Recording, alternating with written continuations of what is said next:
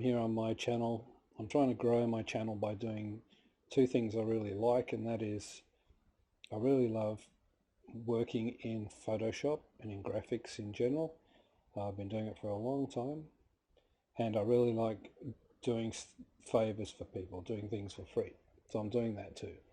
You see up above me I've got my email address.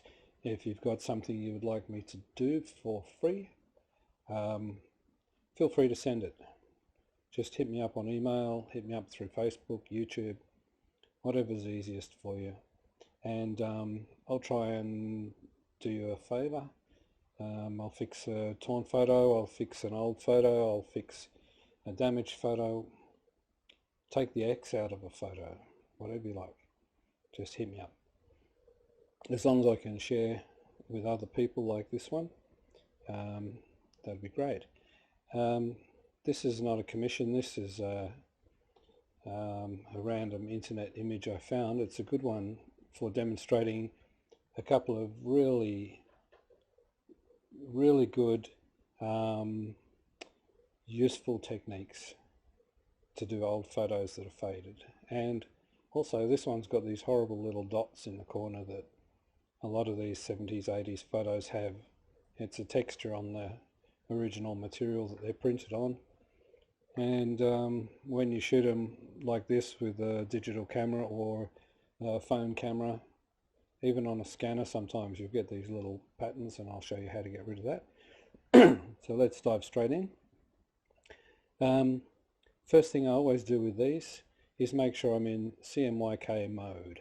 If your photo is RGB or some other mode, just change it to CMYK mode. That's the printer's primary colours: cyan, magenta, yellow and black. And they will make these adjustments a lot more intuitive than trying to do them in RGB. Okay, first thing I almost always do is start with an adjustment layer. I don't adjust directly on the image itself. I'll do an adjustment layer. So right down, just down the bottom of the screen there, is this little half circle thing, and what we got here is a levels adjustment layer. See that? It's just popped up there in my layers palette. It's got the histogram to show adjustments, and it's got a mask to show where you will or won't want the adjustment to apply. There's a million ways to use both of these elements, but I'm only going to use the most common and most useful ones, otherwise I'll be here all night. Okay, so choosing a channel. In this little drop down you've got the CMYK, which just means adjusting all the channels at once, or you can adjust one channel at a time. So I'm going to start with the cyan. This histogram here shows the number of pixels of each density in the most simple terms. So where you see a lot of bars, that means there's a lot of pixels. This, where this light colored pointer is the highlight end, and this is the shadow end. So this picture in the cyan, it's got a lot of tones towards the highlight and not many at the shadow. And you can see by looking at the picture that it's mainly yellow and there's no blues in it hardly at all. That's because they've faded out. You seem to always get either cyan or magenta, just fades right out of these. So this is the most useful tip I can give you in adjusting old photos. Start right here, grab this little slider, bring it up to where you've got some data, and effectively what that's doing is it's like you can grab hold of this light cyan and drag it down to the end where it should be, but that doesn't show very well. So what Adobe's doing is letting us bring the end to the pick and getting the same effect. And when I make a big adjustment like this, because that's quite an extreme example, sometimes the cyan will get blocky, like in here where the shadow just gets really blocky and it just looks too much. So you can, instead of dragging this back and doing less, for some reason I find it works better if you grab this slider here, and I think it's an opacity slider of the adjustment, and sort of bring it back just to moderate the adjustment a bit. You'll still get the effect of the adjustment.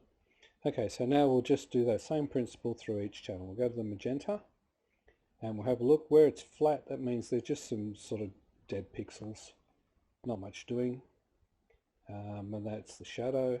The highlight end, you'll see there's a little gap here and then just a flat area. What that means is that the magenta channel is bleached out at the top. So what we'll do is we'll bring this, sorry, I said that back to front. It's not bleached out, it's got a cast on it. So this pic has a kind of an orangey cast over what should be white. So this is going to address that. Now you never want to over adjust this highlight end. It'll just look silly, it'll just lose a lot of detail. So don't try and be a hero on this end. The shadow end's fine, but don't do it on the highlight. So we'll go next one, which is the yellow channel. The yellow's a bit dead on both ends, so I'll just go halfway into that end. The highlight end, I'll just come down until we're just starting to chop off a few of these messy pixels. And you can see on the pic that that's got rid of that orange cast pretty much. And black channel, pretty much always faded. If I just move this up and down, you look at the pic, you can see around the wheels and the shadow, just dark and light. I go up here, it's pretty dark. Now this one's gone a bit blocky as well. If you look up in the corner here on these bushes, they've just filled in, gone a bit muddy looking with that black adjustment. So I'll bring this slider up just to moderate the black adjustment a bit, just by eye, just whatever looks good. If you just sort of rock it back and forth so it just looks nice, that's good. So that's the first of the 3 magic steps, and generally it's 2 magic steps, but I'll say 3. And if you just learn that little routine, you're going to solve 90% of your image problems right there. You're going to be a hero. When your parents or whatever give you a bunch of pics and they say, can you just, scan these for us and make them look good? Well, sure, scan them. They'll probably come out looking flat, and this adjustment is fantastic just for putting some life back into them. So that's, you could just stick with that if you want, fine. But I like to go one step further, and one step further is another adjustment layer, and this is the curves layer. Very similar in function to the levels adjustment, and you'll see that it's floating there above the base layer. So these are non-destructive. That means the base layer is always there just as it was, and if I turn the levels adjustment off and on, there's with and without the adjustment. And curves, now the important thing to know about a curve adjustment is that when you make the curve steeper, it increases contrast and increases saturation.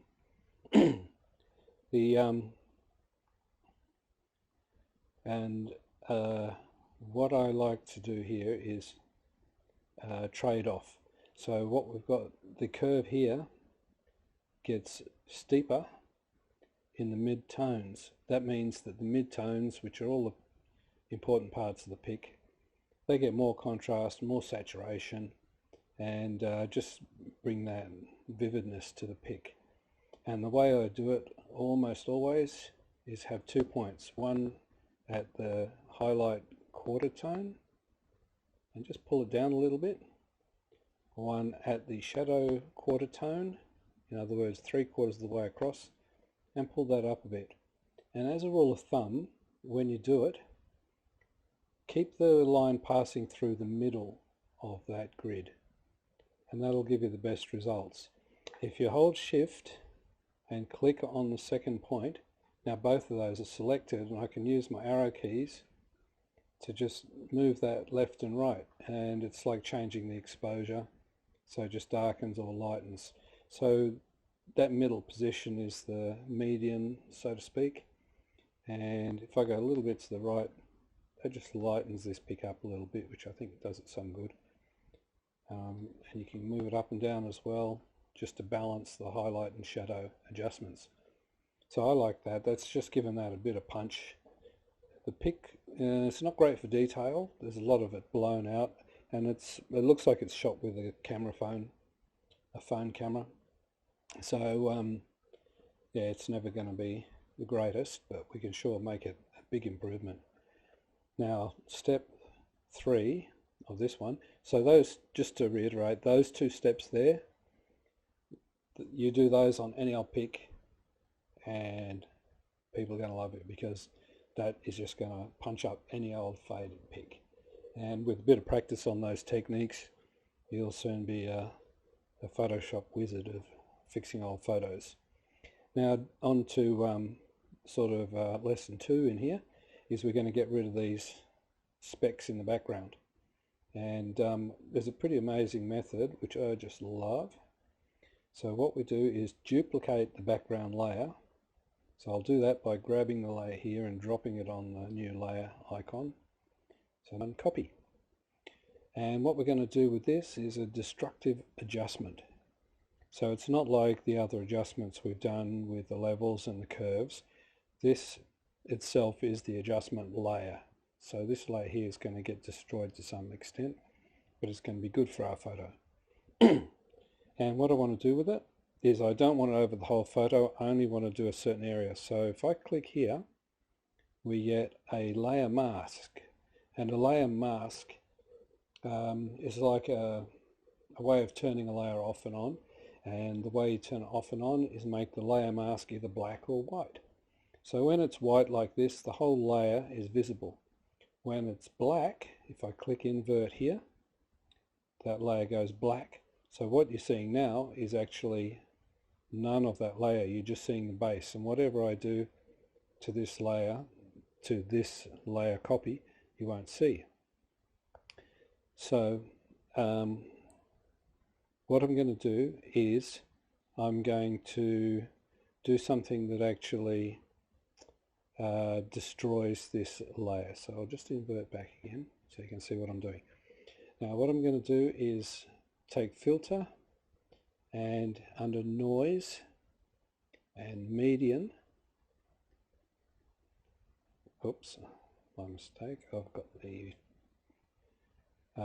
the mask selected. I need the image selected. Okay, let's try again. The filter, noise and median. Now we see the image. Now median is a lovely powerful filter. You can do all sorts of wonderful effects with it if you turn it up too much, because it's averaging pixels. So what we're seeing is an average of everything there. It's you could do some funny stuff with that, because it's pretty interesting effect. But what we want is just enough to get rid of those dots in the corner, which is around about 2. And you can see the little preview window here. When you click on it with the mouse, it turns off the effect, and then you release the mouse button to see a preview of what it's going to finish like. And you can zoom in and zoom out of that little preview. It also previews on the image itself. And you can see why I love this filter, because what it's done is it's got rid of those dots. So there's before and after. And it's like magic. It just averages out those white areas. And what you end up with is like magic. It seems to recreate the missing bit of image. These little posts here, the letterboxes, whatever they are, and the bushes, suddenly they're visible. Just amazing. So I will commit that. So that effect is committed to this layer that I had selected. And what I'm going to do is go to the mask. Now that's gone to the whole image. So the girl's fuzzy, the car's fuzzy, everything's fuzzy, caused by that median filter that fixed this part. So what we'll do is invert that mask. See, I've got the mask selected. It's got these little corners on it. And I'll hit invert. The mask turns black, and the median effect is gone. And what we're going to do is allow it back only where we want it. And where we want it's in this corner, so I'm going to get a brush. I'm going to make sure my brush is painting white, which it is. Now if you, if you want to quickly get your default colors black and white down here, you can have it set to whatever you want. Like, you know, I've got it there grey and black. But if I hit D on my keyboard, voila, we've got default black and white. And if I hit X, I can switch them back, foreground black, background black, etc. Anyway, that's just a handy little couple of shortcuts if you didn't know. D for default color, X to switch them. Okay, so I've got a brush, nice big one. You can see the circle on screen there for the brush size, which you can also set up in here if you want to be like that about it. And hardness I've got here set to 25%. There's a lovely keyboard shortcut for setting this. The brush size is the right bracket, makes it bigger. Left square bracket, I should say. The left square bracket makes it smaller. Then if you hold shift and do the same thing with the brackets, the right bracket makes it bigger. Shift and right bracket. Shift and left bracket makes it softer. So normally what I do is I just hold the shift and go right to make sure it's fully to its hardest, and then go a couple of clicks to the left bracket just to soften it. You very rarely want a really hard brush when you're doing adjustments like this. Okay, back to the task at hand. What we're going to do is we're going to paint on the mask, not the image. We're going to paint on the mask. You can see these four corners here. That means I've got the mask selected. You can switch from the image to the mask. So mask is selected, and I've got my white brush, and I'm going to paint white. And you can see that what it's doing is exposing part of that adjusted layer. See in the corner of the thumbnail, it's got this white. That's what I would just paint it on. So wherever's white is going to let that layer show through. And I can be quite brave with it because I've got a soft edge brush, so nothing harsh is going to happen. And it's the way I'm using it, it's quite binary. It's either off or it's on. There's no in between. There's a lot you can do with masks, with blurring them and making them lighter and darker, and doing all sorts of funny things with them. They're a lot of fun. I'll do that in a separate tutorial. I haven't done one yet, but when you see a tutorial called masks, have a look at it because masks are super useful. And that's it. Like I'll turn that adjustment layer off and on. So there we've got dots in the corner, no dots in the corner, like magic. If I was doing this in a work environment, if I had a couple of hundred images to do for a book or something, I can't spend an hour and a half, 2 hours on each image.